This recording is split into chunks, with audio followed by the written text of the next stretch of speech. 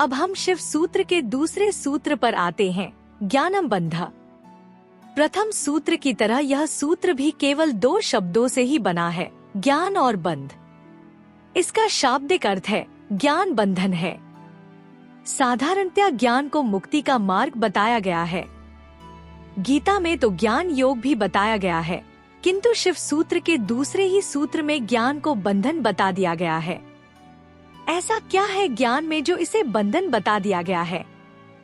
संसार में ज्ञान परम आवश्यक वस्तु है।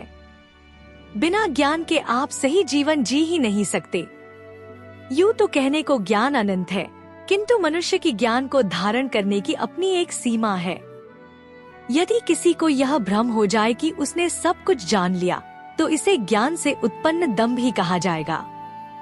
ज्ञान कभी कभी अहंकार का कारण भी बन जाता है। सांसारिक ज्ञान को शब्दों में व्यक्त किया जा सकता है, किंतु कोई भी मनुष्य उस समस्त सांसारिक ज्ञान को भी धारण नहीं कर सकता, जबकि ज्ञान की सीमा सांसारिक से भी आगे जाती है। उस आध्यात्मिक और पालौकिक ज्ञान को शब्दों में न व्यक्त किया जा सकता है और न समझाया जा सकता है, उसे केवल अनुभव किया जा सकता है। कभी कभी हमारा सांसारिक ज्ञान ही हमें ऊपर उठने से रोकता है, इसीलिए ज्ञान बंधन है। यूं तो ज्ञान हमें मुक्त करता है, किंतु यही ज्ञान हमें विषय वस्तु से बांधता भी है। जिसे हम जानते हैं उसी से बंधते भी हैं। जिसका हमें ज्ञान ही नहीं, उससे क्या बंधन होगा? हमारा ज्ञान हमारी इंद्रियों से उत्पन्न अनुभूति का संग्रह है, किंतु कुछ ऐसा भी है जो हमारी इंद्रियों से परे है। उदाहरण के लिए हमारे पास ऐसी कोई इंद्री नहीं है जो मैग्नेटिक तरंगों को अनुभव कर सके।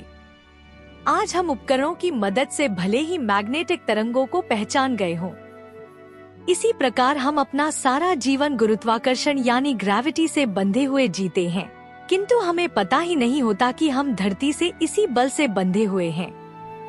अभी भी बहुत कुछ ऐसा है जो हमारी इंद्रियों से और हमारे ज्ञान की सीमा से परे है। ज्ञानम बंधा को एक दूसरे मार्ग से भी समझा जा सकता है। बंधा शब्द हठ योग में भी प्रयोग होता है, जिसमें हम शरीर के किसी हिस्से में बंध लगाते हैं। शिव ने जब विषपान किया था तो उस हलाहल को अपने कंठ में बंध लगाकर रोक लिया था, जिस कारण वो विष सदा के लिए उनके कंठ में रह गया और उनका गला उस विष के प्रभाव से नीला पड़ गया और वे नीलकंठ कहलाए। इस प्रकार ज्ञान का भी बंध लगाए बिना हम उस शिव तत्व को नहीं समझ सकते। ज्ञान का बंध लगाना यानी अपने ज्ञान और अपनी बुद्धि से परे जाना।